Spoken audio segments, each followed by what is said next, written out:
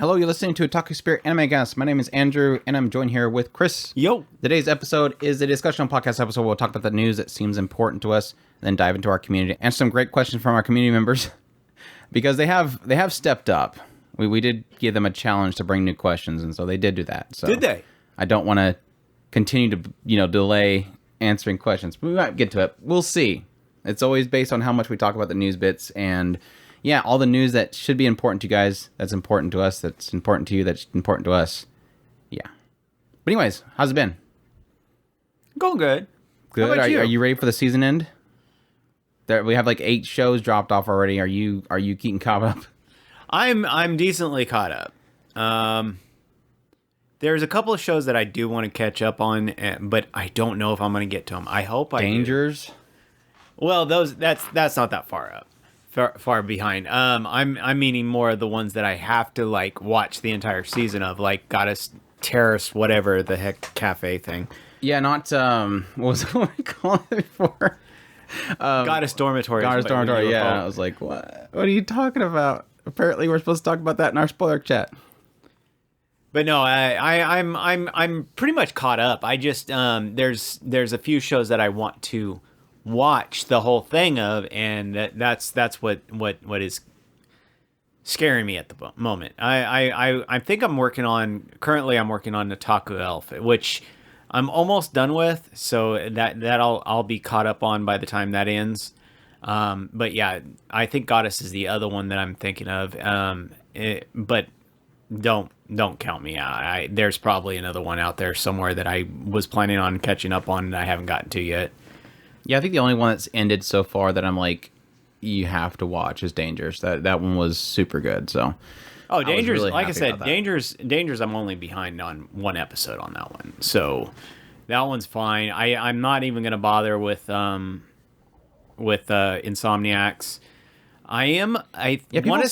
People were a little upset about that one.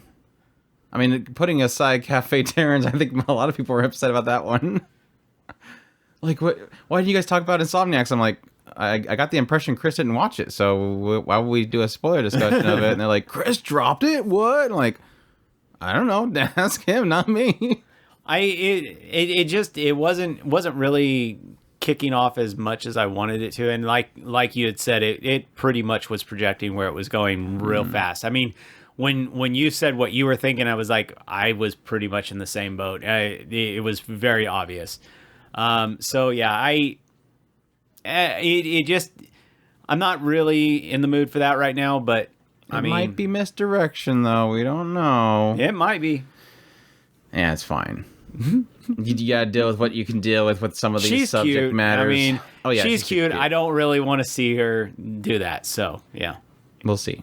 We'll see if it's even in this season, because of course it's not really technically finished. But like I said, with my little speculation, I mean, if they did do it, I mean, it's not as if the story can't continue onwards. But yeah, it's come to conclusion. I don't know. We might do a review next week. It just depends on how much stuff is finished. I told Chris I was going to give him a list, hopefully today, that lists out what shows are finishing when, and if we can kind of start parting it out and get started on that stuff so that we can be ready for the summer season, which is like literally 2 weeks away. It's scary to think the summer season's already coming. Cannot wait for it. Super exciting. If you guys missed it, we did a preview where we jumped through all the shows, and I can't say that I'm like super thrilled about the new shows that are coming up, but obviously the returning shows are massive hype. You know, like Mishoko. That might be a big important one for us. I don't know. Could be. Maybe. Who knows? Yeah. But yeah, with that said, let's jump in the news. I have quite a few things to run through, and stuff I've done videos on before, but it's always good to have the podcast listeners get an update on stuff, including, Chris, we have Spice and Wolf news. Yeah? Are you ready for Spice and Wolf news? According to your video, probably not. Oh, you spoiler. Yes, Well, for those that did not watch my video, because it's rare whenever Chris actually watches my videos, it makes me smile. Come on. I watch your videos a lot more than you realize. It needs like an auto playlist so you can listen to it in your ears. Yeah, that's not happening because otherwise I end up with spoilers and I don't really care to have spoilers. Oh, yeah, like automatically run into a show that you're not watching. Chris, yeah, because I'm pretty much doing a It's video like on your the day. Dangers of My Heart. Oshinoko? I will watch your Oshinoko, and I will watch your Dangers of My Heart after I watch the Just episode. not on the day of, literally the morning of. But no, Spice and Wolf. For those that don't know, I seen somebody tweet about, or a lot of groups were tweeting about that announcement was coming, and so I immediately go and check like Spicy Tales, which is of course the author. I checked the Spice and Wolf PR page, and I didn't see anything. And I'm like, okay, why are people saying this? Must be a leak.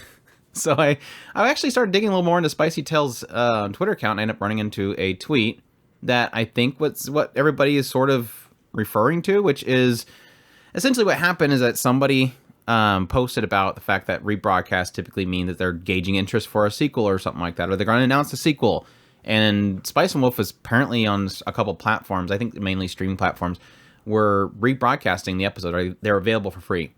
And Spicy Tales, they like replied to the emails or that tweet saying basically, yeah, I wonder. And which is kind of like one of those, but it's already announced. So I think that was kind of a tease comment. But then they followed up shortly later with another tweet saying, I think there will be a little more news about the anime, so please wait a little longer. Specifically, in parentheses afterwards, saying announced too quickly. And this is sort of something I've been speculating for a while now, as I really did feel like with how little information they were providing at the announcement, I thought it was pretty much this is greenlit moment. Like they just literally just greenlit this. They don't have a studio. They probably just have some people that want to fund it, and they just wanted to get the news out there because it could be because they were excited. The way that sort of worded it kind of sounds like we were a little bit excited. But there's also an aspect of them probably just avoiding leaks, which is an unfortunate thing now in anime. But it kind of confirms my theory. It's an unfortunate thing on everything right now. Well, that's why I tell people it's like that's one of those aspects that I kind of hate that anime is getting more popular. That's one of those aspects that comes with it is profit through being a leaker. And there's basically, if you can get somebody to give you information that you can leak out there, you get the clicks, you get the impressions, and that's what everybody's after on social media. And so it kind of just feeds that mentality. Yeah, and I want to say that we've discussed the idea of the leakers before in the respect of where I pretty much fall in it is I have a double-edged blade kind of mentality of in respect to that. Leakers are twofold. In one way, they can increase hype, and that can be a good thing. On the downside, there is what Andrew has mentioned before, the holding the company responsible for something that technically, like right now when they were announcing, somebody was leaking out that One Punch Man was going to be done by, was it Bones Mappa? or Madhouse or something like that? I keep hearing Mappa somewhere. It might have been Mappa, and literally they're like, please stop. We didn't say anything. And it's like, that's probably one of those aspects that I was talking about. One of the points I made was the idea that the leaker could have seen something past his table that contacting Mappa about adaptation.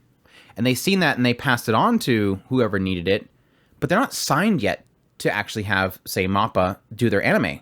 Maybe they'll come back with an offer and say, oh, that's too much. We can't have that studio do it. But the leaker didn't send that out, saying they're working with Mappa, they're doing it.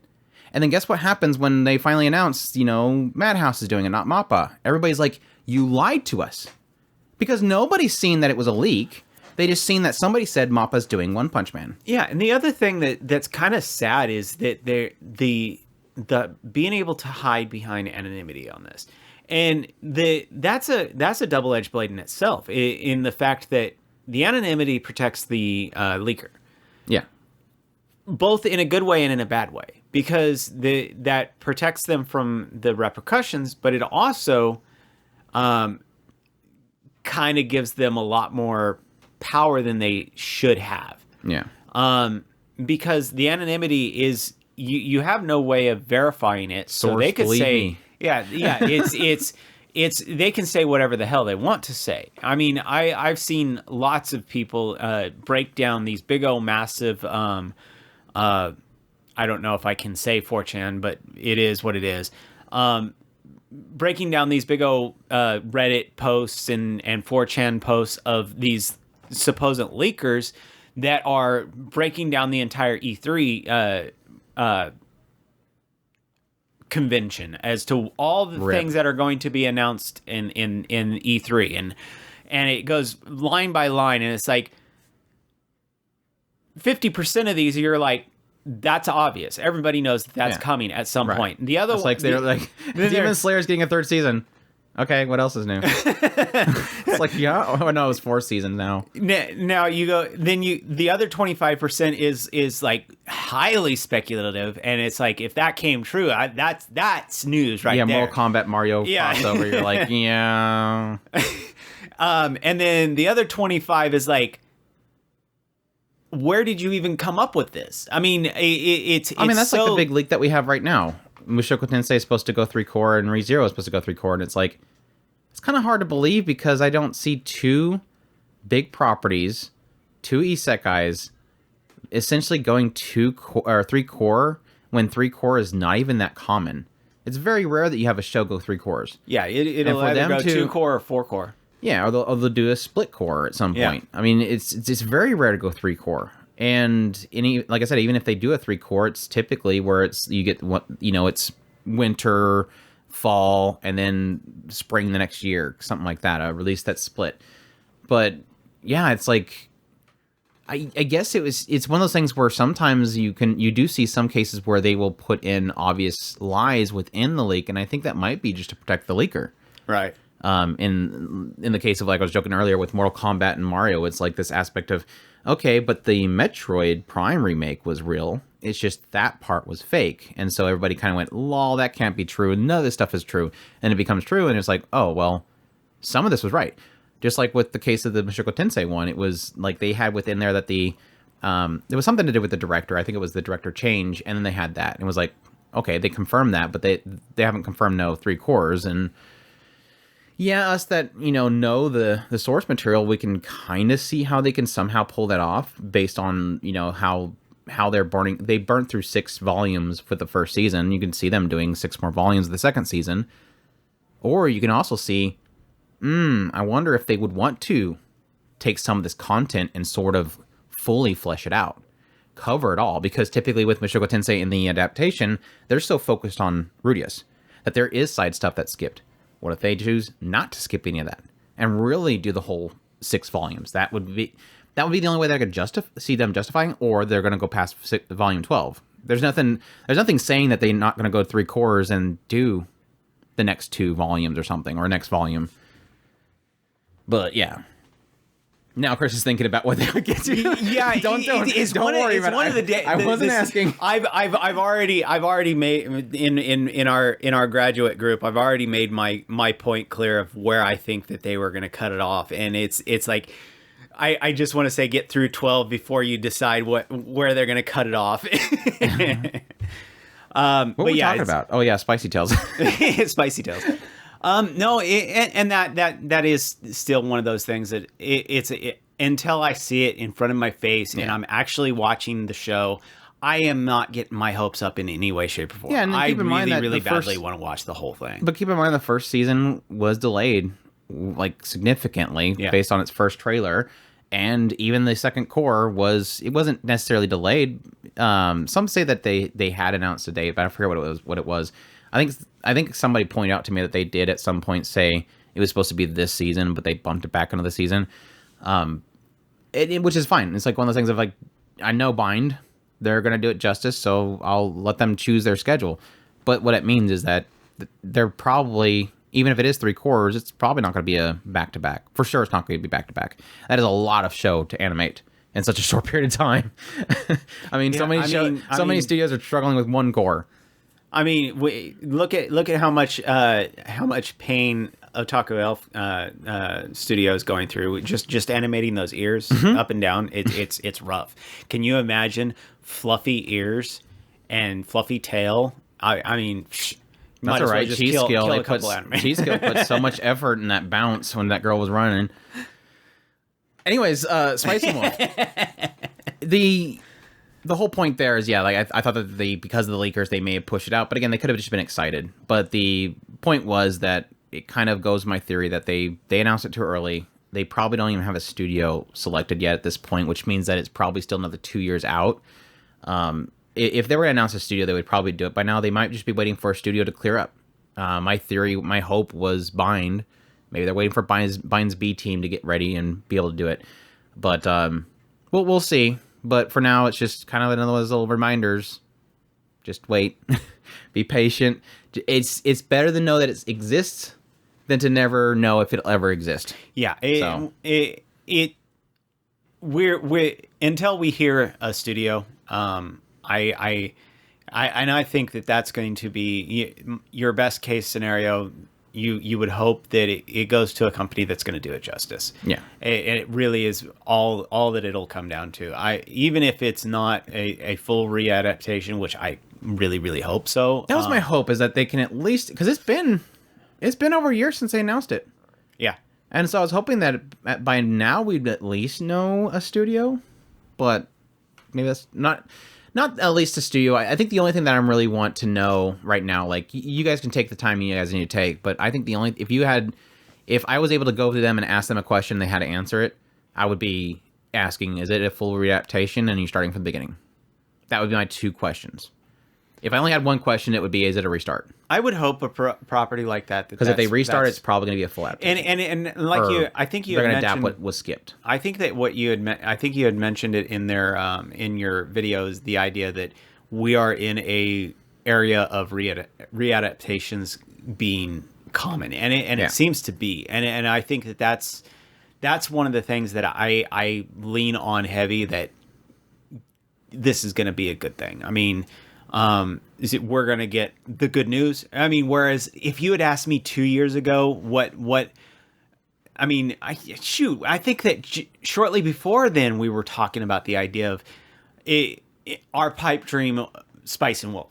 Yeah, whenever everybody, one of the most common questions is, if you can have one show redone, what would it be? And it was always Spice and Wolf is one of the first ones that we would say. Or continuation. And that's one of those things that now we're sitting here looking at the landscape, and we're seeing all these shows that are getting readaptation. I mean, Urusei Yatsura was a complete left field, and we got a fantastic readaptation out of that. I'd argue it was too censored.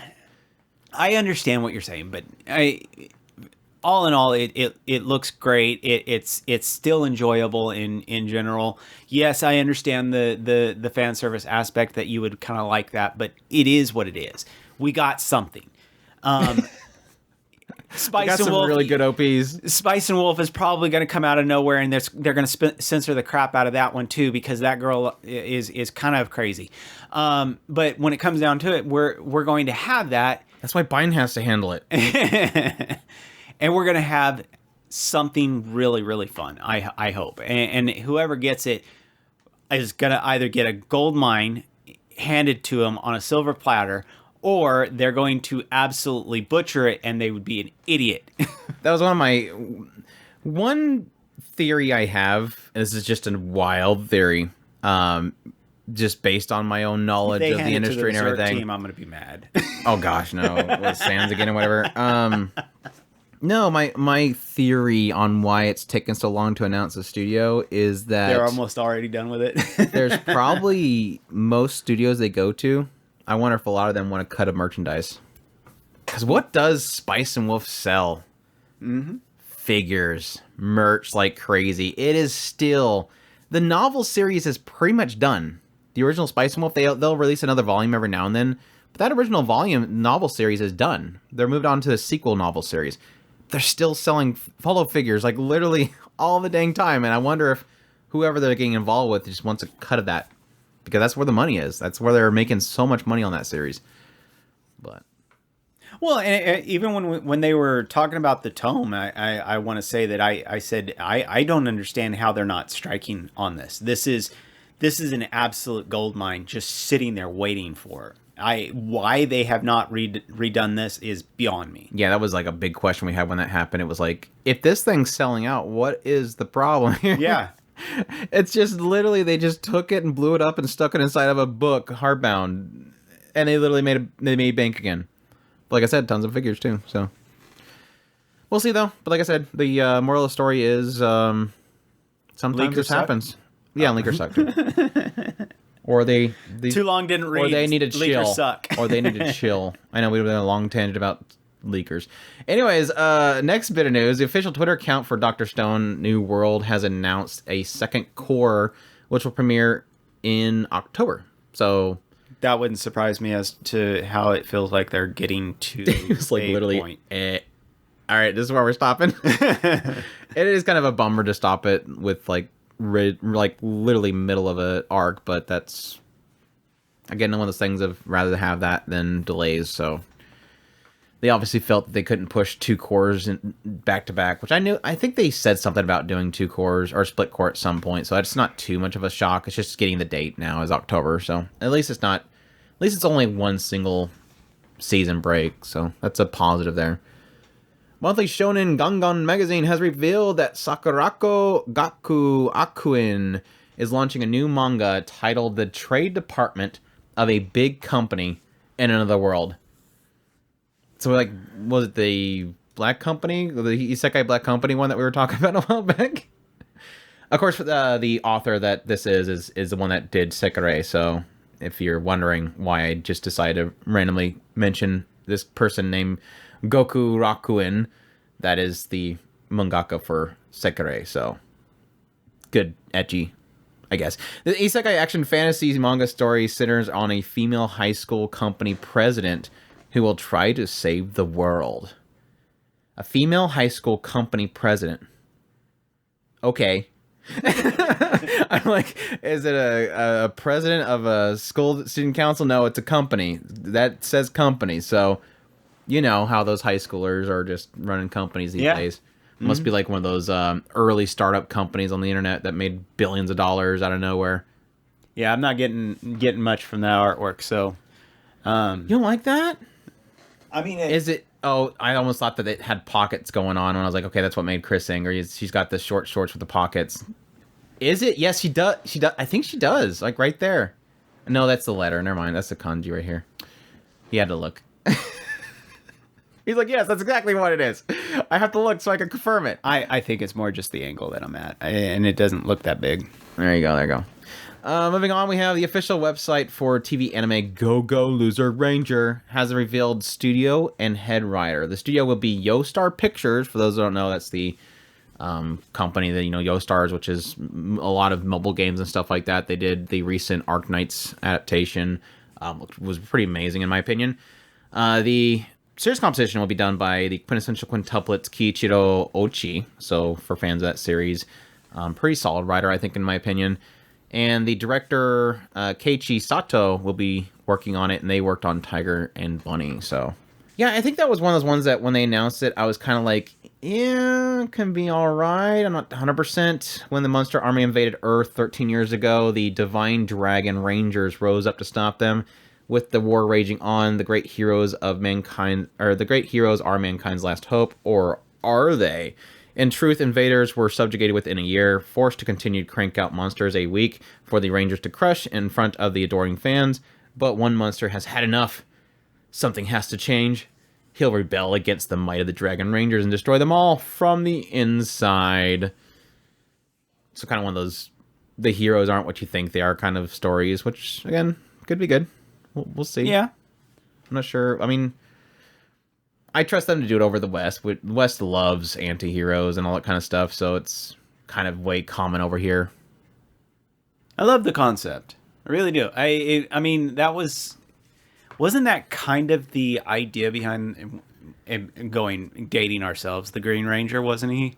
He was kind of the kind of mix between the good guys and the bad guys, and he kind of came off as an anti-hero here and there. I seem to remember it was something to do with him having his own way of doing things, yeah, and then eventually and he always got into conflict with the Red Ranger. Yeah. Well, I mean, you can't have two heads to the party, and they were both two hotheads, so everybody else in the team was fine, and he shows up and he's like, I want to be a leader. I don't know, it's been so long, I've probably wrong. Probably wrong. Shueisha has announced that Oshinoko manga has over 9 million copies in circulation. Can you guess what kind of an increase that is, Chris? 10%. 100. Hondo. What? It has increased 100% since the launch of the anime. That's from insane. 4.5 million to 9 million. Even though you think they're gonna have a sequel? You think they'll have a season 2, Chris? Even though they're bad guys? Yeah, they're bad guys, according to one complaint to the complaints boards and a little bit of a Twitter fire. Everybody moved on. I think it's definitely deserving. It is as much as I have seen of it, it is an absolutely deserving of all the hype that it can get. It is a fantastic drama. We got 2 more episodes? Something like that. Yeah, we got 2 more episodes, I think. And it is just so fantastic, so well written. There's a lot of emotion in a lot of the things that are going on. It is,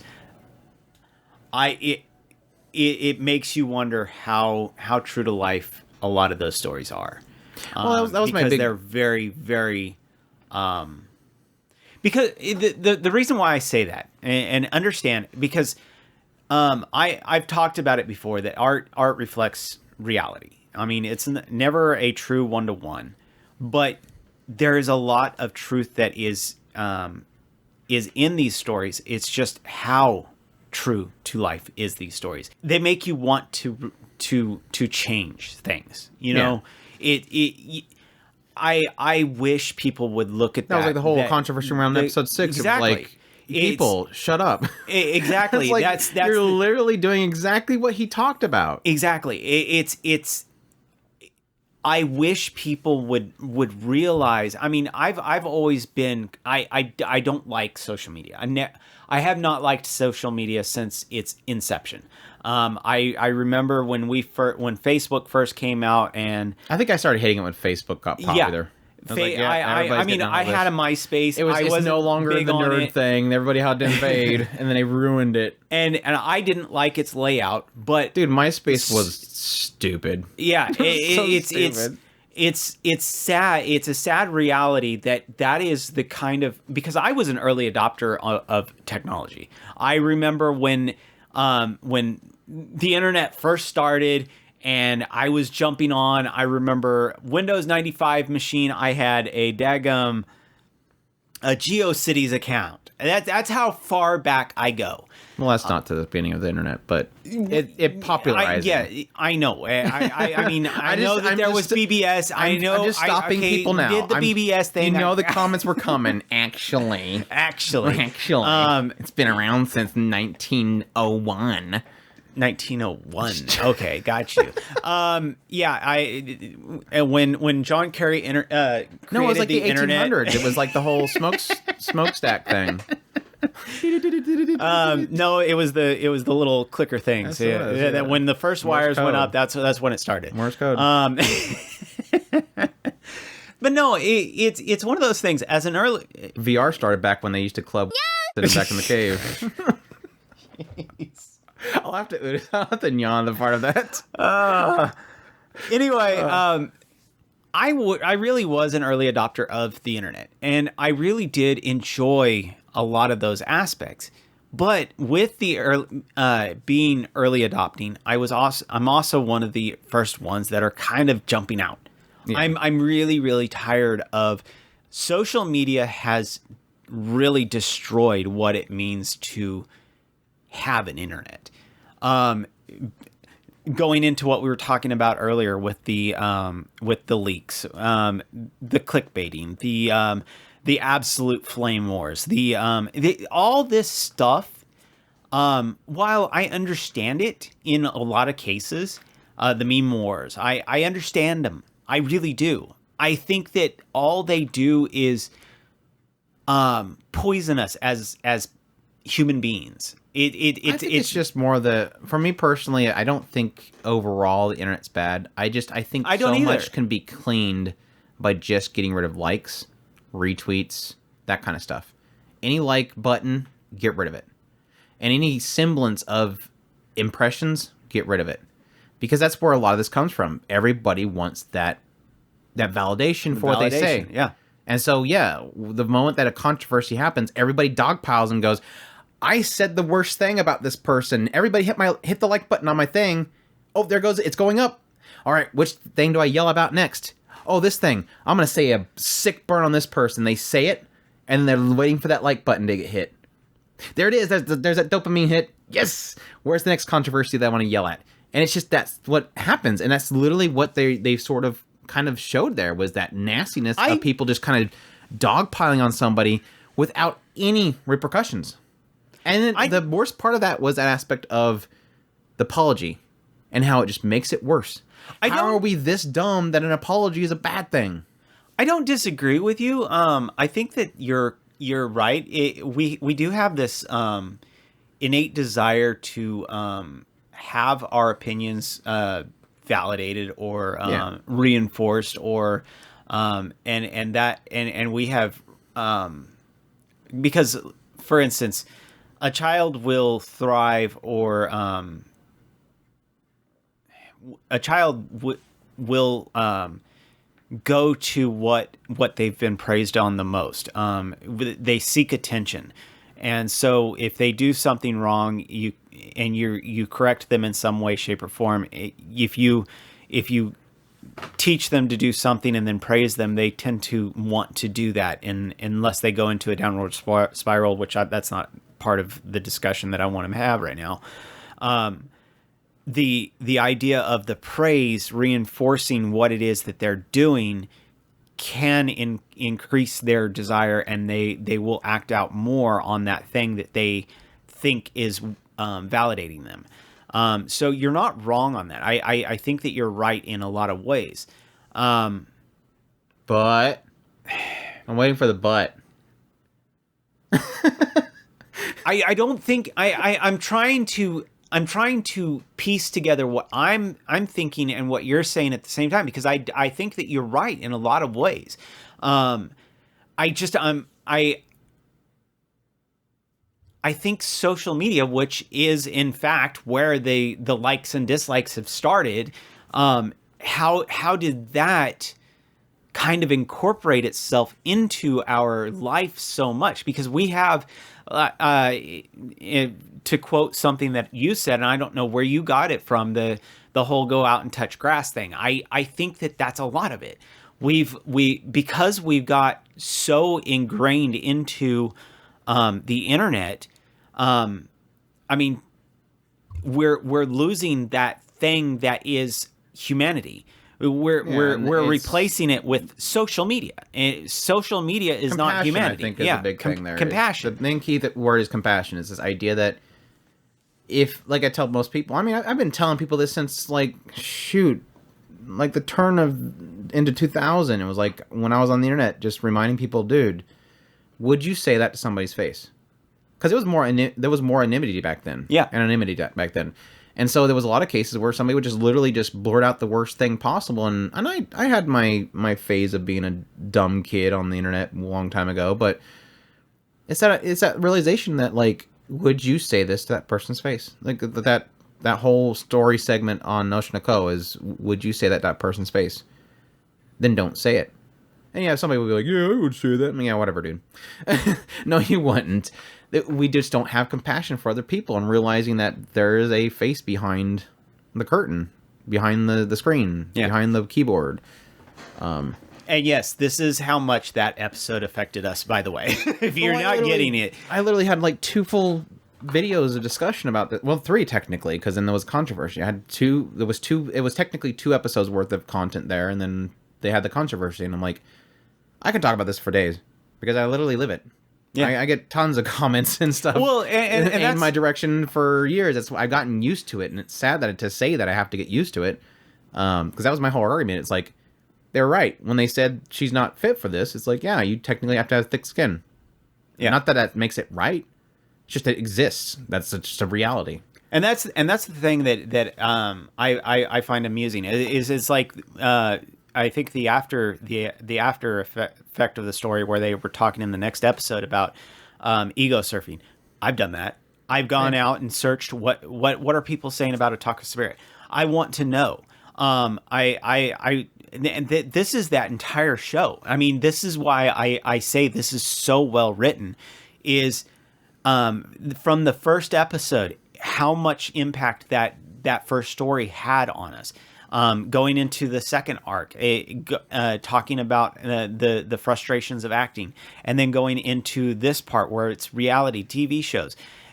This and the internet, going into what we just discussed. There is so much in this show. It's so dense with so many little topics that you can actually discuss, and this is me and Andrew were talking. Look, we're talking about this. I want to point out that my meme about the recent episode of Gundam has gotten 1,700 likes and 294 retweets. There's my ego surfing for the day. I love the fact that I totally derailed you. You totally derailed me. And I want to remember. I want to write this down as a moment that Andrew took my brilliant idea. I don't know what it was. Concept that was world changing, and Andrew pulled up his daggum meme and derailed the entire thing. And I want everybody to mark this down in history as the moment Andrew derailed Chris. We have such crappy attention spans. But no, I mean, the original topic here is, I think because of that discussion right there, is why I'm so happy it's successful.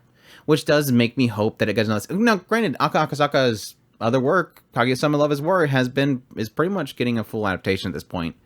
So, it doesn't shock me too much that they would want to do the same with Oshinoko. But I think Oshinoko, what makes it so great is the fact that... And it's kind of surprising that it wasn't that popular. I mean, it was like so not as popular as most other stuff that it didn't become a controversy until the anime came out, and that was taking off. And then suddenly everybody's like, whoa, this happened. So it kind of shows you that aspect of just what kind of benefit an anime itself can have. And with it taking off the way it is, I hope...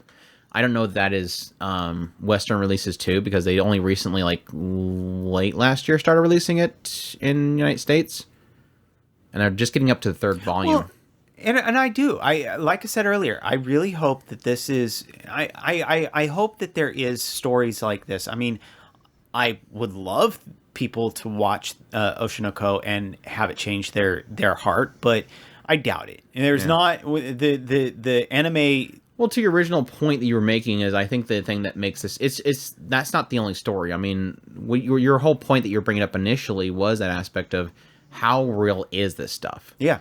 And I think it's kind of evident by Akasaka and their experience. I mean, he even mentioned the idea that I believe it was the first story for the first episode. That story was based on an experience that an actor had with when they were doing the live action of Kaguya-sama Love is War. They actually had an attacker. And so he's literally... That's why I said, whenever I watch an episode, I'm like, he's right here. He's right here. This is a thing. This is a thing. This thing. It seems like they're going to get into theater next. I'm not 100% positive, but it feels like that's the direction the next part is going to. He's definitely... That might be the first area where I'm not like fully invested into knowledge of theater, except for Review and Rakugo. And he's nailing everything else, so I'm going to assume that whatever he says about theater is probably going to be right too. He's definitely empathetic. I mean, he definitely has a knack for capturing the essence of how people feel. The reason why I mention that is mostly because of the fact that how much he delves into the feelings of these characters. He doesn't just write it off as this person is going down a downward spiral, go and help him. He actually seems to really dig into how much that character is feeling about that. It's not just because I want to be careful because we're treading on ice so much right now. We're just like giving a review of Oshinoko. I love how much using that character, he doesn't just say, oh, well, somebody came in and happy saved the day. He actually sat... And at the same time, he didn't sit there and dwell on it. He just sat there and went, this is the path of the downward spiral. He actually... it was... as the character felt this, they went through this process, and then after a certain point they started doing this, and then after this point they started doing this, and then it's slowly building up, and you can feel the compounding as the episode weighed on. And that was what I was talking about during our spoiler, where I was like, at some point I thought that he was not actually going to go through with it, and then oh well, this happened, and it was like, oh wait. And so I was very, very much impressed on that aspect. And what I was going to say earlier is what I love about this show in particular. I was talking with Andrew about the outline that I want to do with another show, and how I want to do a certain thing with that. I almost want to do the same thing with this one, but more along the lines of the digging into the drama aspect of how to make a good drama, because just the writing itself is just picture perfect of how I would love a drama to be written, because it knows this writer knows how to make an impact on drama, and it's not turning into a Mario Okada's levels of melodrama. It's just drama, just actual full on true to life. You can actually see this in real life and how it's actually affecting people, and it's doing it, and it does it fantastically. That's what I said. I think the best decision that Akazaka made was going pure writing. Yeah. The moment he did that, can focus on it, doesn't have to worry about drawing each panel. Let his brain run wild. Let somebody else draw it. Let somebody else draw it. Which, I mean, it probably has its own difficulties, but anyways, yeah, super happy of that increase. And again, I think that on top of the fact that his other work has pretty much fully adapted, that hopefully means that, hopefully it don't take too long to mention it, that a sequel will be announced, hopefully not this coming Wednesday, but the next Wednesday. We'll see. Let's move on.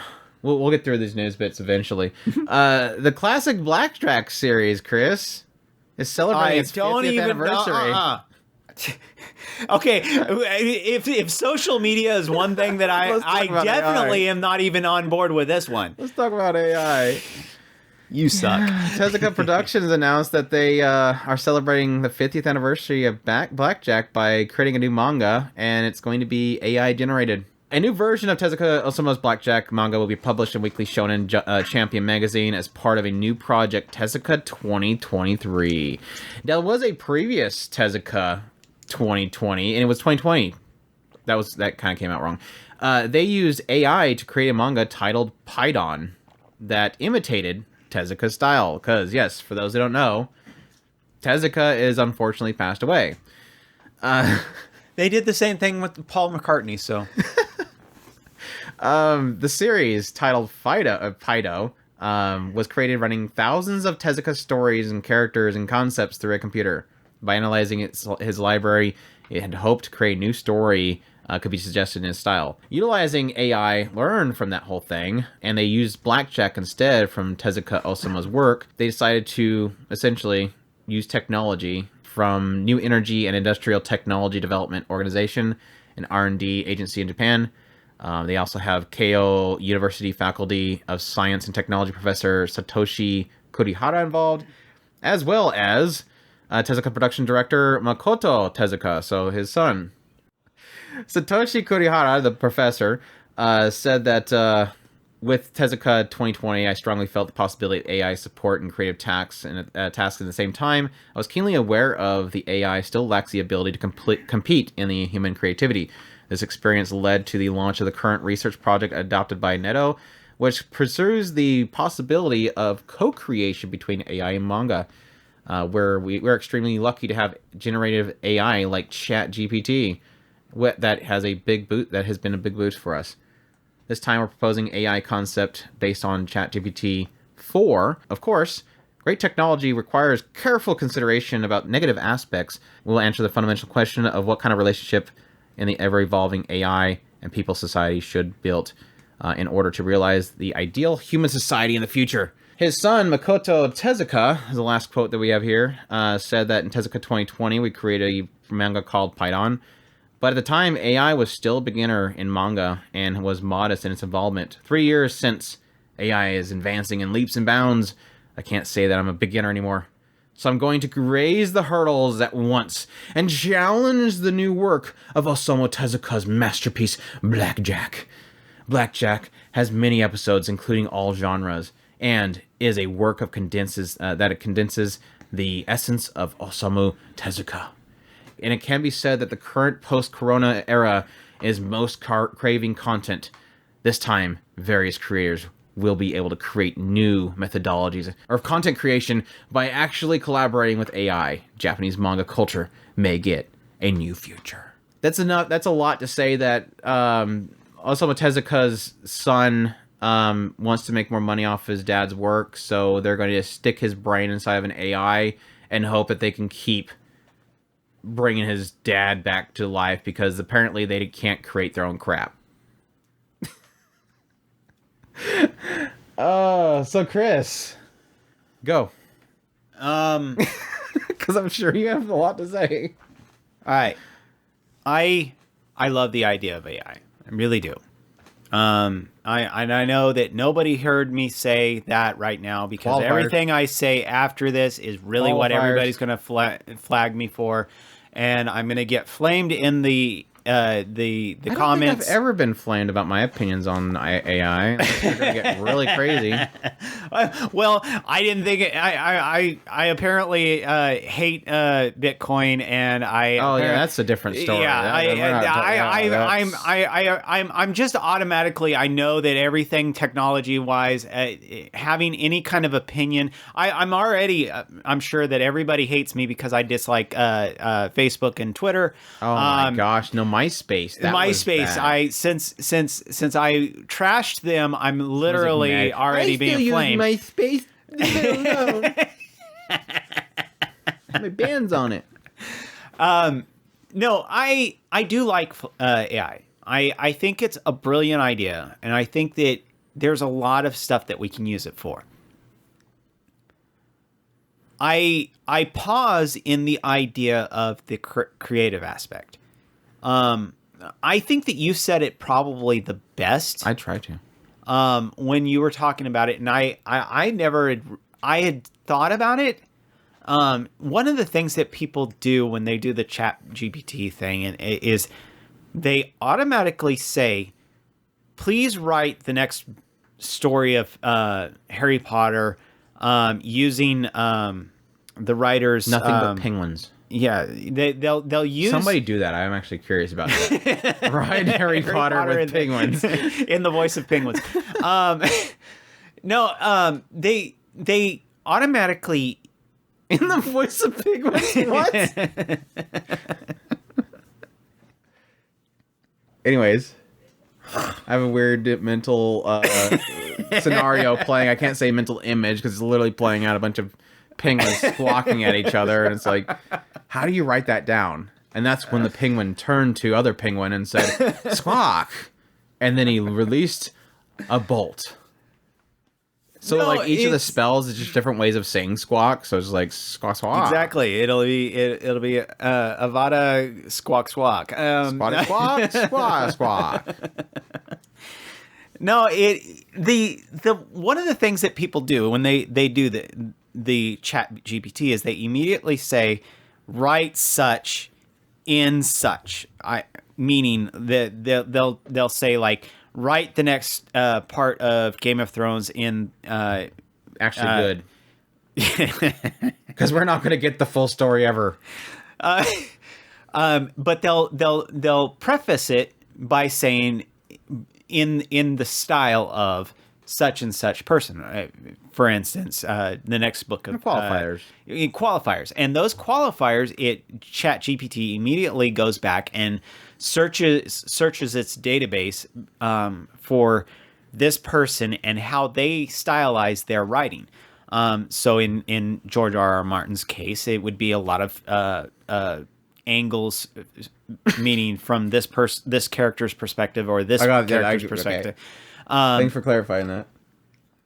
And he does that a lot in the way he writes. He tells a tapestry of a story. So ChatGPT would try to replicate that style. Bunch of different penguins. Yeah, and I that's what I was meaning by with Harry Potter. I just can't think of her name for some god awful reason. Her style of writing is very whimsical and has a different style. You would not. Could you imagine George R.R. Martin writing a Harry Potter book? It would be insane. And it'd probably be really inappropriate. Younger kids. Well, those young kids, and anyways.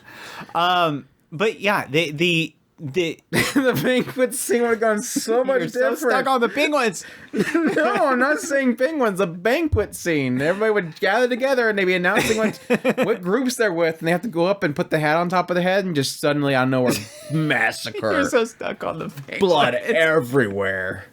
Harry, no! Everybody's blasted. The sorting. That's what you should do. ChatGPT, write that scene from Harry Potter as the Red Wedding. I'm glad that everybody's enjoying this. I know that everybody is busting up. So we're doing news, right? Anyway, so AI. AI. What are we doing? Oh, yeah. My point is ChatGPT. going based on what Andrew was pointing out in his video. I really like the way you had pointed this out, because it is in a lot of cases the same direction I was going with it, was of the idea of the style. I love the idea that you pointed out the fact that you're not actually creating something. You're actually okay. Now, basically what I said was, if I wanted to have ChatGPT make a manga, or write a story in the style of Tezuka, I could do that now. I don't need you to do it. I mean, they're talking about setting up like a data analysis or something like that, and restricting it, I guess, to just his works. But it's like, if I needed an AI to do that, I can do that. I don't need you to do it. Why would I pay you for whatever came out of ChatGPT? I mean, I can do that. And I love the fact that you're pointing out the fact that there is nothing new here. It's literally going back and taking his old stuff and reapplying it in some way, shape, or form. It's not creating anything new. I think people will buy the first one and think, okay, cool, a new BlackJack. But then at some point they're going to realize this is just what I've read. Yeah. It's probably going to just be the super fans that'll know it. But I mean, at some point you're going to feel like this is not creative. It's not creating something new. It's always going to be calling back to something old. It's never going to create something new. I mean, machine learning and all that kind of mumbo jumbo aside, that's what AI does. Yeah, ultimately, even no matter how you look at it, when you go back, everybody will always say, look at all of your old videos of reviews of AI. When somebody says this AI, when they're playing this game, this AI is new and innovative, until everybody figures out their pathing. Mm-hmm. Eventually, the pathing is always the same. It might react differently to different things, but it always paths the same way, because AI is structured on rules. Yeah. Those rules are always stuck in those places of subset data. That's why even in the best case scenario, where when futurists will write stories based on the idea of AI getting out of control, they always have those 3 golden rules, the 3 rules that no AI can break, and never harm a human, self-preservation, yeah. And there's always those rules, and somehow, what was the other one? I can't remember. I think it's I do know that there's no harming a human, and the self-preservation, and then you're right. I don't know what the third one was. Yeah, the self-preservation was the only way that you would not do that, is if it would harm a human. Right. I think the last one might just be to follow their rules or something like that, which I don't think that would be the case. I don't know. And AI will always grow, not necessarily out of those rules, it will grow around those rules. Yeah. So in all actuality, when the AI turns against the humans, it's always for the betterment of humankind to harm. Yeah. And that's I think always the kind of the fun thing about it. Even I want to say even Skynet did that. Even though it was technically it turned against humans. It was even doing that in Ultimate because it was trying to protect the planet or humans in some way, shape, or form. And there's this bent reality to the idea of AI. AI can only go so far before it hits a limit of where it can go. And that's the scary thing with AI is that what is AI? It is where they've implanted so much data into it, and why people think that it's so revolutionary is this idea that it's got such a massive bank of information to work with, it will find something to answer the question, and it's going to jumble it together to where it seems like it's something special. Wow, it said this in response. Yeah, because it took all this information together, this massive data bank of information together, and scrambled it together to make an answer, and it looks something unique. The problem is that bank probably includes iRobot. So if you find out that, what was the actor? Will Smith? Will Smith. If you find out that Will Smith gets taken out at some point, like we know that iRobot's like a plane malfunction or something like that, it watched iRobot and it's taking out the person that takes it down. What is the three levels? There's the general intelligence, advanced general intelligence, and then super general intelligence. There's three levels, and I think Tesla and Elon Musk is afraid of the third version.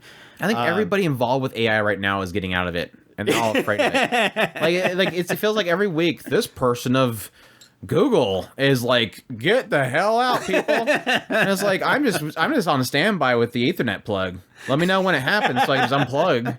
Just unplug my computer. Just unplug my computer. It's going to turn into a virus. It's going to take over my Thankfully, I don't have an Alexa. You don't have Alexa? I don't have a toaster or a refrigerator hooked up to Ethernet. So Andrew asked me one time why I always say please to my Siri. It's because when she does take over, I want to at least act like I'm being polite to her. She's got a database. It understands what you're doing, though. You literally just said it. You just said it. You don't think it's not listening right now? Hey Siri, do you like me? I could say yes, but instead I'll say yes, absolutely yes. See, I'm safe. You do realize that there was like a hidden meaning behind what she just said. It was I could say, yeah, you're great, but I'm going to say, yeah. Like, and it's one of those things where if you take that recording, if you record her saying that, and then you take out certain levels of pitches, it'll actually say something different. If you play it in reverse, it'll say... Why did you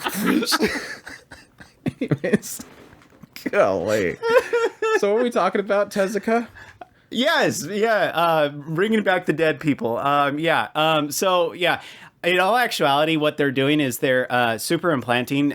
They've sacrificed several animals and put his soul into a silicone chip to bring back. Have you seen those AI busts that they make now? It's like so creepy. No, my whole thing here is it's almost like a moral question. But truth be told, everything Tezuka made, it's Tezuka Production. So all this stuff belongs to Tezuka Production. I'm not saying that they're not allowed to do this. I just think at some point you're going to have a moral question and also I guess a business standpoint question here. The moral question is, they're trying to literally make something that will create new stuff from his stuff. Like, they can't let him go. They can't let this man rest in peace. And so they're going to keep trying to drag his name into every project. Well, he can't draw anymore because he died. Like, I could just, and this is just me being a total jerk here, but I could just see Makoto Tezuka going, dang it, Dad, why'd you have to die? Nothing sells anymore. I can bring him back. You ain't died. You ain't dead yet, Dad. Get back in here. You gotta make more comics. It's literally a moral question mark here of literally making a brain of somebody out of their creation, which is a lot. You can literally create something of a creative mind from all of that data they have of him. The business question mark that I have is literally, can you guys not find somebody else to write something? I mean, BlackJack's great, but it wasn't that great. I mean, it's not a Dragon Ball or something like that. It was really massively popular at some point, obviously, and Tezuka's had a lot of successful works. There's this annoying thing that they keep bringing up with these AI things, and it's only in the production companies and the people trying to sell this stuff. They always bring up, we're trying to help. AI can help the creators. AI can help take the pressure off the creators. It's like, you guys have been literally, we're talking years, tens of hundreds of years of you guys putting these people through hell, creating manga for you to sell with crunch times and just working these mangakas to death, to where every single week it feels like we have another mangaka is going on hiatus because they're literally physically ill. But now that we have AI, we can suddenly relieve them of that pressure. You guys don't give a squat about them. Stop acting like AI is going to suddenly help your workers. AI is going to make it to where you don't have to pay somebody to make it. Just be truthful.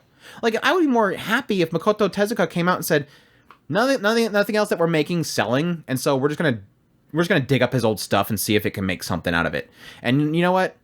We don't care about the mangakas. We just want something that's cheaper, that doesn't cost us money.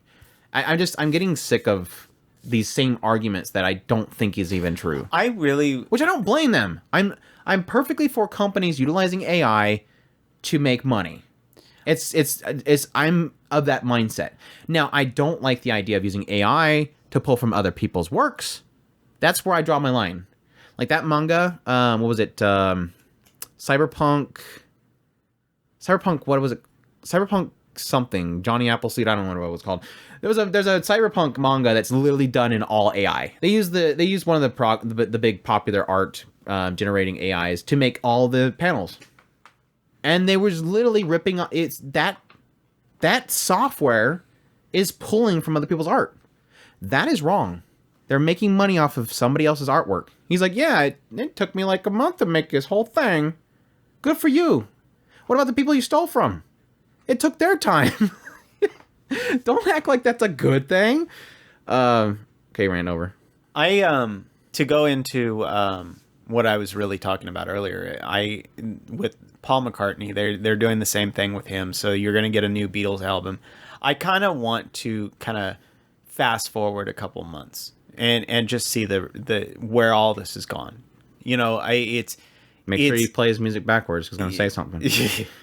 It's kind of funny that we're sitting here at the precipice of this, and one of two things will happen. Everybody will either happily accept it, and this will become the new revolution, which everybody thinks that AI is going to change everything. And it already has, but yeah. I can see it doing that. I mean, there is a lot of things that AI can do, and I absolutely am amazed by the things that AI can do. On the flip side, there is some things that I just don't believe AI should do. I fear the loss of creativity. Yes, exactly. And that's I think that. I mean, the moment what was it? Alice in Tuesday? They kind of did the same thing where they were generating AI music. Carol on Tuesday. And it's sad, the idea of losing the soul of what creativity is with AI. AI is not. I think if I remember correctly, it was specifically the idea that he was utilizing information that would literally feed to people what the AI believed that they wanted to hear, and it was working. And it's that whole scary aspect of like, at some point, I think we're going to accept this kind of stuff and go, ooh, this sounds good, this sounds good, this sounds good. Keep bringing it to me. And at some point, like I said before in my video, at some point people are going to stop and go, this doesn't feel new.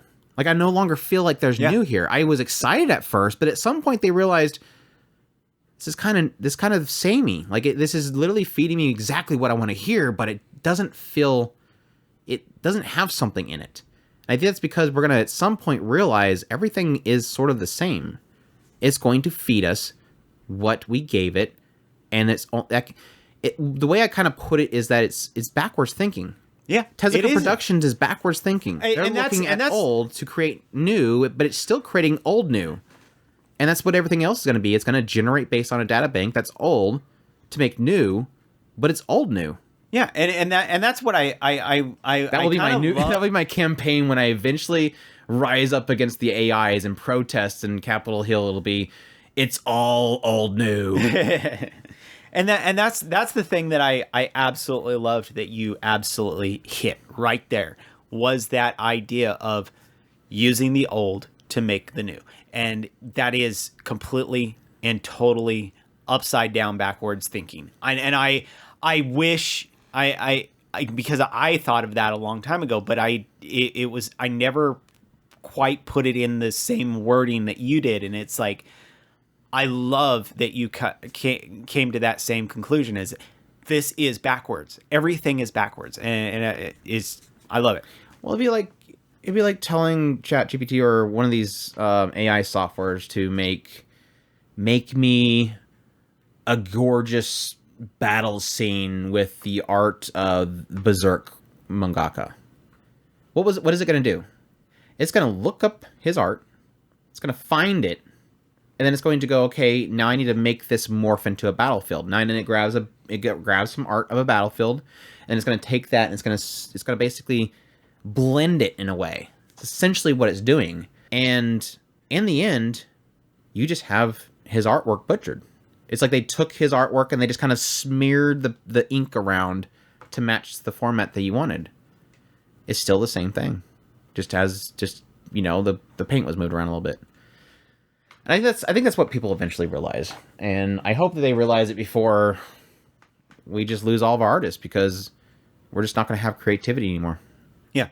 I mean, I was kind of scared when I seen Well, the stupid thing is that these people are, and I'm saying these people, that I mean those people, guys, the people who are super excited about this, that this is going to, this is going back to the backwards thinking that I was talking about a little bit ago.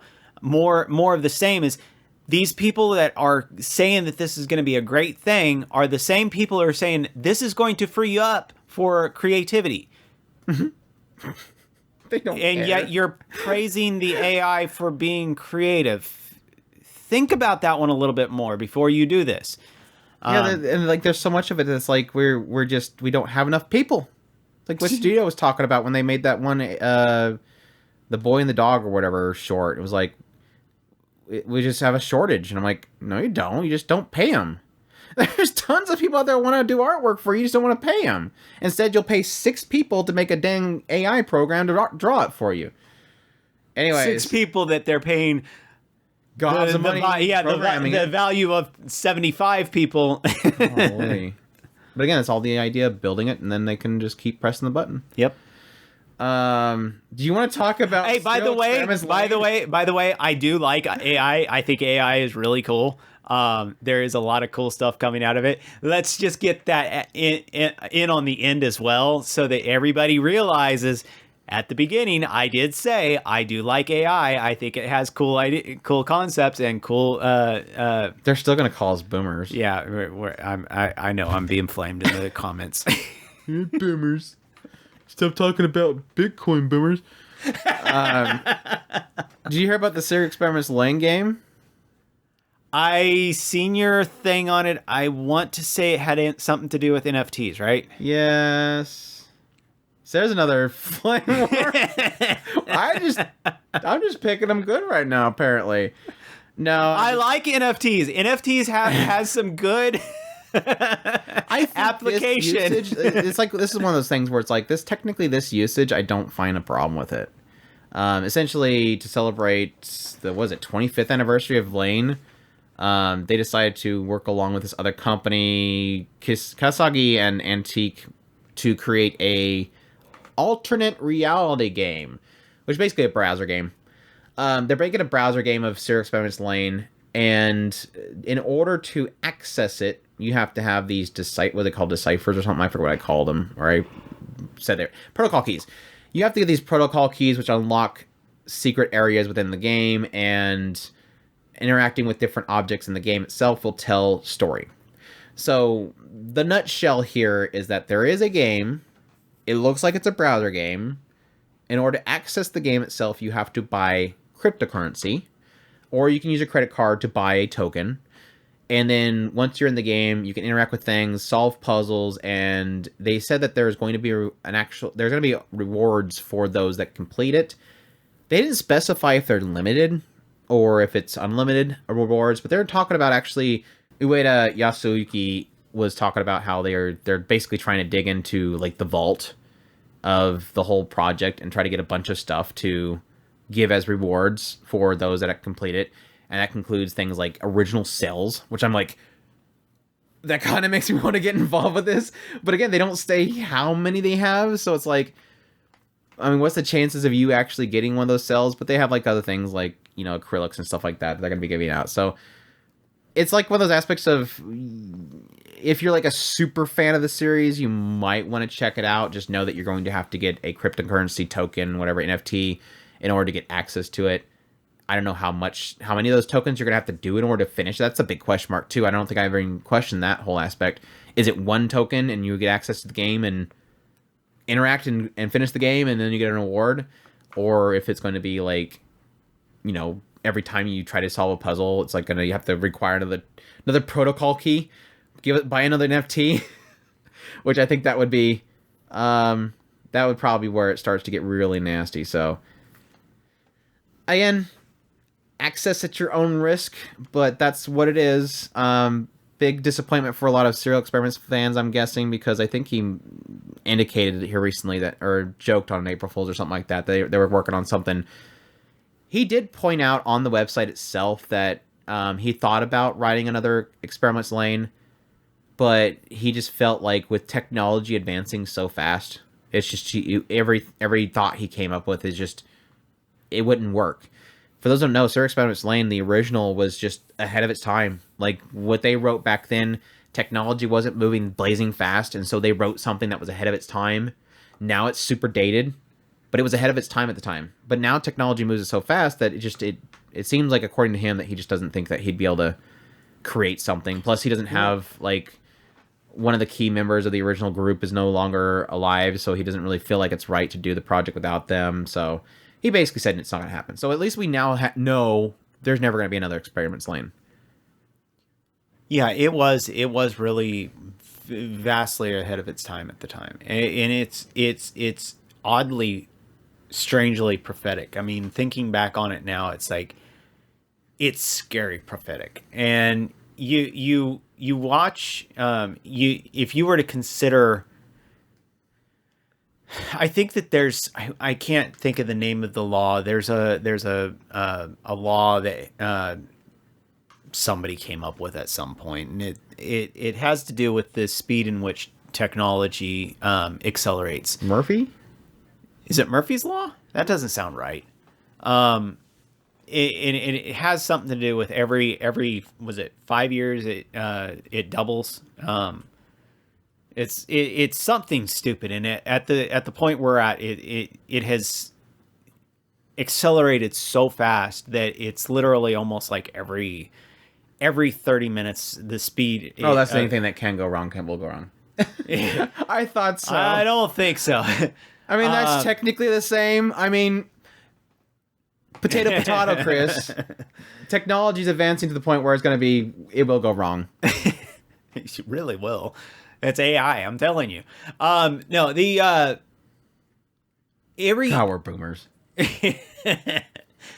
The rate in which computers and technology is accelerating at this point is so monumental. And everybody is believing that the singularity point is going to be the moment. And I believe that the rate it's going so fast, I think that people are jumping off of computers or technology faster than technology is going to get out of control. I think that it's Is it Moore's? Yeah, Moore's law. Sounds Moore's right. law's processing power will double every 2 years. Yeah, and it's getting to the point where I think we kind of. But that's all about like development itself. Well, I think at some point they stopped caring about processing and moved to AI processing. I think that they've shifted the way. I mean, I think that when he did that, it was back when it was still clock speed. Oh yeah, like we're gonna, And like, now we have gone from megahertz clock to gigahertz to Yeah, we've shifted from speeding up the actual clock speed to now we're talking about bandwidth. We're talking about everything else but clock speed. So it's still his rule is still in effect. It's just it's going in different directions and that he would have never even conceived of. But yeah, it's and I think that's well, he was wrong then. It's we're at a point now where I think that everybody is feeling almost a fatigue. While we're not necessarily letting go of it, I believe that a lot of people are probably starting to feel a fatigue of this is a bit much, if that makes sense. Yeah, I mean, there's only so many applications for it to be used in. In the general sense of people in the world, computers are as fast as they want them to be. Their phones are as fast as they want them to be. The only people really pushing it are people that want to use it for automation and AI and video games. And that's really the areas that are being pushed. And yet still the DVR satellite box sucks and slow. All this technology, and it takes forever for the menu to pop up. Yeah. What are we talking about? But yeah, he just couldn't write anything, and so they basically kind of moved on. So again, if you're a hyper fan of it, check that out. But I wouldn't really. I just wait until this story stuff is going to pop up on Wikipedia somewhere. So if there's going to be some new story stuff, it's probably going to be there. My assumption is that if he did kind of think of, would you just run your leg against or your head against my leg, girl? If there ever, it's a dog, by the way. If there's ever if he did write anything, like if he ever planned on writing something, he may have had some drafts, and maybe that's what he'll end up putting in there. That would be kind of cool. But NFTs. So there you go. Go watch some. Let's all love Lain NFTs. Let's all love Lain. Oh, Chris, did you hear that Spider-Man's getting a manga? Is that one video you did not watch? That Spider-Man is getting a manga? Of all my videos I made, that's the only one you didn't read or watch. What else was on that video? So Shueisha, it would be like everything. It would be like the revealed for anime no longer allowed in the world. Crypto Ninjas NFTs. I'll skip that one. I don't want to talk about NFTs no more. Yeah, anime is getting an NFT anime. It's called Crypto Ninjas, premiering in October. Can't wait to review that one. I want to say that I heard that one. But anyways, yes, Shueisha and Marvel Entertainment has announced that they will be launching a spin-off manga titled Spider-Man Octopus Girl. That's what it was. I knew when I said Octopus Girl, you'd pick it up on it. He has a story and art made by My Hero Academia's Vigilantes manga duo, Hideyuki Furuhashi and Betancourt. So the original creators of that are going to be putting this together. It will hit Shueisha's Shonen Jump manga on June 20th. That's literally tomorrow. I have to read that tomorrow. I cannot wait to make a video on that, because that just sounds like a big, massive can of worms. The manga story centers around the iconic villain, Dr. Octopus. When he falls into a coma, when he awakens, he finds himself inhabiting the body of a Japanese middle schooler, Otoha Okutamiya. I'm just surprised that Marvel greenlit this. Just really surprised. I know that people, like, when I have my video, they're like, well, they have this, and this. I'm like, yeah, but it's an old villain dude going inside of the body of a middle schooler. It just seems very shocking to me that got greenlit, but I really want to read this. I cannot wait to read this. I want to read the ANN review of it. Yeah, that too. I'm trying to figure out, like, what's the concept behind this. I mean, it shows in the picture, like, Dr. Octopus's angry face, this cute little froppy looking anime girl running and all happy, and then it has Spider-Man flying through the air. So it's like, is Spider-Man in Japan trying to find Dr. Octopus? Does he know where she's at? Or is it just literally going to be the story of Octopus as a schoolgirl, just Andrew, chilling and enjoying time? Andrew. Or is she gonna, he, as the schoolgirl, going to start trying to overthrow the world? Your rant for a split second. Is he going to try to overthrow the world as a schoolgirl? You ready? This is the elevator pitch. I've got this brilliant idea. I've got this villain from another world. He's going to go into the body of a schoolgirl. It's brilliant. Think. No, you got Dr. Octopus. You had to do like this. So hear me out. Hear me out. What's big right now? Spider-Man. Isekai. Oh. Reincarnates. It's real big right now. You know what else is big right now? Spider-Man. Exactly. I'm with you. I'm with you on Spider-Man. So we need a character that nobody really cares about. Wait, I'm totally gonna get some flames for that one. Wait. No. We all know Spider-Man. We have to put Spider-Man in the middle school girl. Come on, Andrew. Venom. Hear me out. Anyways, yeah, I'll be. Hopefully that gets scan-lated up online quick. I don't know. You have Shonen Jump, don't you? Is that Shueisha Shonen Jump? It's Shonen Jump. Are they pretty quick on it? I wonder if they'll pop up on your app. It'll pop up. It'll pop up on the app, I'm sure. I wonder if they'll do a simulpub of it. It's got to get a simulpub. It's Spider-Man, dude. I'll have to check that tomorrow. You still have your app, your account going on with them, right? Yeah. I'll They're taking money. Whether or not we're using it, I don't know, but they're still taking money. It's like you still have your app going. They're still taking money. But my question was, is it still working? They're still taking money. Yeah, there you go. Yeah, I checked it the other day. It's still working. There you go. I'll definitely. Again, I hope that gets simulpub. We'll see.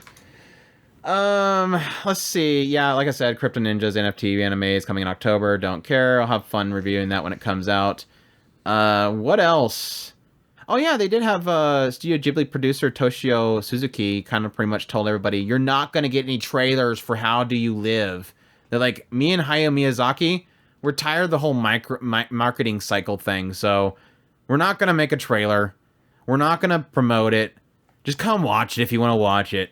We're a bunch of old farts, and we're tired of the system. Which I respond is, because all you gotta do is put Hayao Miyazaki on something and it's gonna sell. Like, you guys are to the point where you don't have to worry about the marketing cycle, which, good on them. And I do agree with them. I think if Toshio basically puts it as, one, we're just tired of the marketing cycle, and two, it spoils everything. And people just keep watching these trailers that spoil. He was commenting on some animated film that came over Japan recently. I think it was a Disney film that, like, literally everything was spoiled in the trailer. And he's like, I mean, that's a good example. If you want to watch the movie, come watch the movie. So it's cool. I kind of dig it. Hopefully it doesn't mean that people go into How Do You Live's film and just it's terrible. Like, everybody goes in there, it's like, everybody comes, it's like the film starts, everybody's excited, and they have the news people out front, they're the first people are walking into the film right now, we have no clue what this film's gonna be about, there's a bird there's a pelican on the cover, there might be a pelican or something, and then literally these people go inside the theater, and like a few minutes later, a bunch of people are running out, and there's people just vomiting on the sidewalk and stuff. I think they like it, Tim! And Hayao Miyazaki is over there with a cherry cigarette, and Toshio is just laughing his butt off and just slapping his knees. They actually bought tickets, and they're still buying tickets. There's people puking right now on the sidewalk, and there's still more people going inside because they have to see what Hayao Miyazaki made this time. It's just literally the whole film is a pelican face.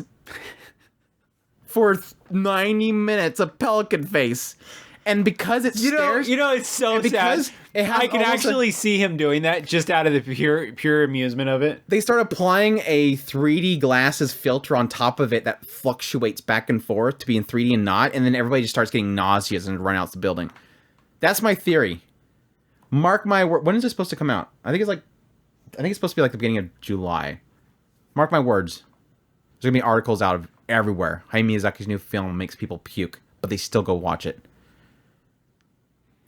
See, and then you're gonna have like these reviewers that are gonna be online everywhere and all over the place, and publications being like, "So you don't understand? It's not about the pelican face. You think it's about the pelican face, but there's more than just the pelican face. It was about the 30-minute point that I realized it wasn't about the pelican face. It was about the pelican face. It was about the brilliance of the lie that is." The pelican face. If you listen very closely, there was almost a slight ambience in the speakers. Everybody thought that there was no sound, but there was a slight hum. That's where the perfection was at.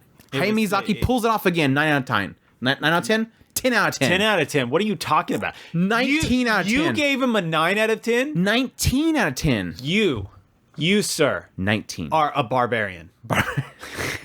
You're a monster. You are uncivilized man. Get out of here, you uncivilized man. No respect for the pelican face. Anyways, what else do we have? Let's see. Miyazaki just walks in and flicks his cherry cigarette at you. If you stayed at the theater long enough and kept watching long enough, Hayao Miyazaki went through all the aisles and stabbed people's eyeballs with his cherry cigarette. He would relight it, and then he would stab in the next person's eyes. And Thank everybody you, sir. was Can you do it again? Thank you, sir. Wait. I have 2 eyes. Get the other one. We're just like bad on tangents. We're just gonna make that the title, the Tangent Podcast episode. We talked about that technically earlier about the ethics complaint about Oshinoko. That's it. That's I'm done. I'm done with tangents. I'm done bringing up news articles with tangents. We gotta How's answer Miku some doing, questions. by the way? Huh? How's Miku doing? Miku. Yeah. Do we have a new diva coming? Come on. Tell me that we have some diva news. I think they gave up on that whole thing. What? They moved to mobile. It's over now. They made a mobile game. It's over now, Chris. You don't realize it. You make a mobile game of any property, it's over. Please tell me they're not gacha. Oh, yeah. Hell. You gotta have gotcha. How do they make money, Chris? Like normal human beings? By stabbing people in the eye with cherry cigarettes. Obviously. Thank you, sir. Roll again.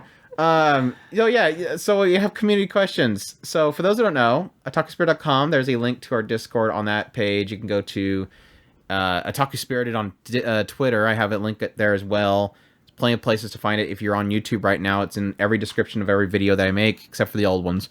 But yeah, join the Discord. Great community of people there. Fantastic fellows. Yeah, we're not the only people in the community. There's other people that actually like that stuff that we've just been bashing for the last how long now? Hour and 30 minutes.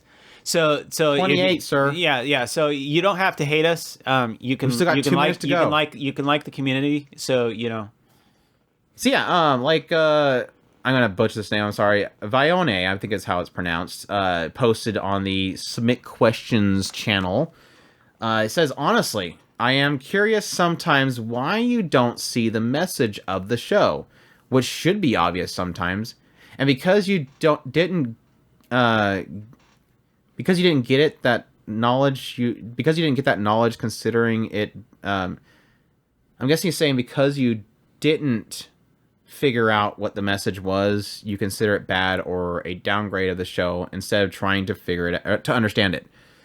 Not being can I have context to the show that we're talking about? I think seen this question like a week ago, and because we had another question like this of during our mailbag episode. I was actually checked to make sure it wasn't the same person, because I'm like, I think we had the same problem last time. And I was trying to guess what they were talking about. Like, okay, if you're talking about like farming life or something like that, I was upset because they took out the implied aspect of them actually making baby. So I don't know what the context of this is, but they're saying that because I didn't get the message of a show, I downgrade it because I didn't get the message of the show. He said, sorry if I'm being ambiguous and you lost focus halfway through the quest. I lost focus because I had to reword it because I'm guessing spell check butchered your stuff. So yeah, I need context. What you're basically asking me is why, if you missed the message of a show this is me putting words into your mouth. So if it's not the case, it's fine. The way that I see you're asking this question is, I found meaning in this show, but you didn't. So why are you saying it's bad? Because I didn't get the impact you got. It's going to be a twofold thing. It's either I didn't get the message, I didn't see value in that message just to think it's important, or you seen it to be more valuable than me. That's not a big deal. I'm happy you enjoyed it and seen a big message out of it. Maybe they were talking about the Princess show. The Princess show? Yeah, because you bashed it for not understanding episode 11. Was it? Well, that was like, what, 2 months ago? I guess, yeah, that could be the one in question, but like I said with the following episode, they literally brought up something completely different. Like, literally, what was in that last episode that was her problem had never been brought up in the entire show. So if I missed a message, that ain't my fault. It's they literally brought up something new. That didn't hit me as hard because I binged it. But and I was doing episode impressions. I was having fun talking about the show. Of course I'm going to say when the show does something weird. I don't disagree with you because I did have a moment of wait. Why are we upset? We're going backwards. I didn't understand the back and forth interplay with them. I did automatically assume. I made some assumptions to kind of counteract that. But yeah, I probably would have been much more irritated if I had cliffhanged on that type thing. So I think that I agree. If I had been kind of stuck, I probably would have dwelled on it a little bit and would have been frustrating, especially if I had went and recorded a review of it right after that last episode. I think that I probably would have been agitated. So binging it probably made it a little bit easier to deal with. If we're just talking in general, a show, the issue with an opinion is that opinions do have a inherent bias that's involved. You can try to be unbiased as you can, but there's always going to be your learned experiences and your life will shape the way that you react to things in different ways. So, for instance, I enjoy harems. I love harems. I think they're great. I love ecchi. I like things like that. Am I a perv? Probably. But when it comes down to it, that's just what I enjoy. I love having a good time. I do like dark shows, but I am steering away from dark shows. Why? Because in general, my life is pretty stressful. I have things that I deal with in a constant basis that makes it really hard for me to stay in a dark area. So I choose not to be in that dark area. And because of that, I enjoy light, fluffier, fun stuff. And so my reviews tend to reflect that. So when I have a power fantasy isekai that just wants to have fun and enjoy life, and if the character is happy-go-lucky, plucky type, gambare, I got all the girls type character, I'm gonna love it. And I will probably, my reviews will tend to reflect that. I enjoy very good writing. I love character dramas. I love that kind of stuff. So my experiences tend to reflect that when I review. Does that necessarily, and we try to do that in a lot of cases. This show is not for me. It's not necessarily bad. It's not for me. I don't want to sit here and bash it, but this is how I feel about the first few episodes of what I did watch about it. But we always try to at least give that kind of leeway. And we do want you as a listener, if you enjoy that show, by all means, tell us what's great about that show. Just because we didn't much care for it does not necessarily mean that it's a bad show. It's just that we didn't care for it. And you are more than welcome to enjoy whatever show you want to enjoy. I think I figured it out. No, I posted that video a day after that was posted. I almost thought it was my recent U149 video because I just kind of rushed through a bunch of the episode of U149 and was like, oh, this episode, this character, doesn't want to wear cutesy frilly outfits, and so obviously she has to learn that she's able to, she can be cute, so she can wear cute frilly outfits. And somebody got mad at me, and I'm like, I wasn't just that's a prime example. U149 is a prime example. So you go through those episodes, and you have like maybe, what was it, like episode 3 is where you have, I'm blanking on names right now because I'm tired as hell. You have the whole live stream segment, and so it kind of gets in that little aspect of that uncomfortableness of this cute little girl that's underage being on this live stream and people throwing super chats at her, including the president. of the company. And then you get these little simple episodes with a girl losing her comfy hoodie, and it's like, okay, well, that's not really that significant. And yes, technically there's an argument to be made there that because I wasn't in the mood to find some deep meaning behind what they're going through, I'm not going to get into this long tirade about the subconscious mind of a tomboy and how they have their struggles with finding their cutesy side because their fear of rejection and people finding them to be ugly or something like that. I can get into a deep tirade about something, but do you want me to be that disingenuous? I guess the big question mark there.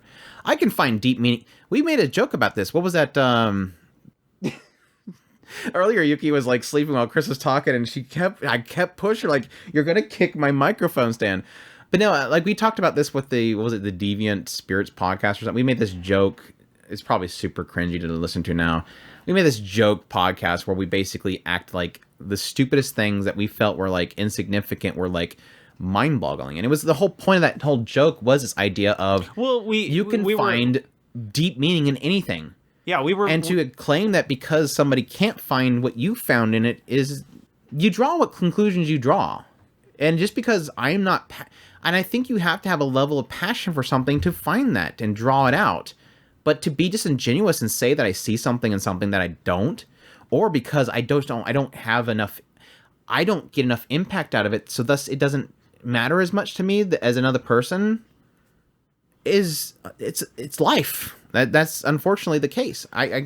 Somebody can watch a slice of life and get so much. Slice of life are the prime example.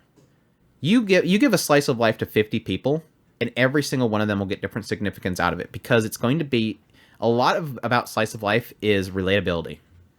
If you have a slice of life about somebody losing their father, and you give it to one person that doesn't have that lost their father, and then 9 people that still have their father, I bet you that one that lost their father is going to be a lot more emotional about it and probably cry their eyes out. Yep. Because relatability. And again, I think there is an element of sometimes a lot of that meaning and stuff being lost for a lot of people. Not that it doesn't exist, maybe just they don't care. Like I see something there, but I don't care. I'm not going to find meaning in it. I openly admit with like Tonikawa, Over the Moon for You, I don't get much meaning out of that show. But anybody that's been in a relationship or had a relationship or something like that really, really wants to find that kind of similar relationship that they had, and it connects with them on a personal level, they're probably going to love it to death. I just don't find any sort of connection to that. In a lot of ways, there was a lot about Tonikawa that I absolutely adored. And it did have a lot to do with incorporating another person, a partner into your life. A lot of that was in Tonikawa, even though it was in this cutesy, like Andrew likes whoa, type way. When we did skin. Whoa. When we did that joke 20 episodes later, I touched her skin. Whoa. when we did that joke episode, it was literally, we were talking about in a lot of cases the fact that we don't like the fact that people will go off on these wild tangents, and because these people were expecting these deep philosophical rules, they were imposing that on their reviews. They were saying if it does not qualify as these things, and we freely admit that it, like I said a little while ago, if it hits you in a different way than it hits us, that's perfectly fine. That's what is great about this medium, is stories are going to affect people different ways. And that's the good thing about stories. You like different books. You like different songs. Not everybody likes rap. Not everybody likes electronica. Not everybody likes classical. Everybody has their own thing that they like. The same is going to be there for anime. It's a visual medium. It's it's entertainment, it's art, it's all these things all incorporated into one. And so, yes, it's going to affect everybody differently. And that's the cool thing about it. It doesn't have to be Makoto Shinkai every freaking time. It doesn't have to be Hayao Miyazaki every time. That's what we were arguing about with that that joke podcast when we were effectively parodying other podcasters. We were saying, guys, you don't have to hate everything. If you don't like it, stop watching. Yeah, I got a little heat with my comments about Isekai Cheat. And this idea that I didn't really feel like that show was going to have any sort of meaning other than wish fulfillment. And I got heat because it's like, well, it's just like Rudius, where he's going to eventually have this issue with him realizing that he's now hot. And it's like, well, that was technically finally answered in this recent episode. It was just kind of like a shrug. Okay, I guess he knew. I don't know. Whatever. Again, it was another example of like, I just didn't really have any sort of attachment, so I'm not going to really see any deep meaning in every twist and turn. And again, I'm perfectly fine with people finding deep meaning in things. I'm fine with people connecting to things. That's why I've said countless times I'm happy people love Tonikawa. I'm never going to say that your love of Tonikawa is invalidated because I get bored watching it. And that's the case with anything. Like even when I don't enjoy a show, I say that's what we always focus on. Here's the show. Here's what it's kind of presenting. Check it out. Is my review of that lacking that meaning going to have an effect to people? Probably. But then they don't, I mean, there's plenty of sources out there. Somebody's going to find somebody that says that every show out there is amazing. Find the other one. You don't have to have us validate your opinion. Yeah. You are more than welcome to your opinion. It is, I love your opinion. Have your opinion. You don't have to have us validate it.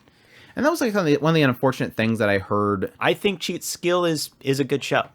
I have fun with it. I don't think it looks good all the time. I think the characters, character artwork, it looks fantastic. The story is okay. I just enjoy it. It's a fun show. It's wish fulfillment. Yeah. Yeah, I messed up my point. Sorry. No, I a while back I was listening to, I don't know what it was. I didn't even remember if it was a podcast or a live stream. I think it was a live stream or something like that.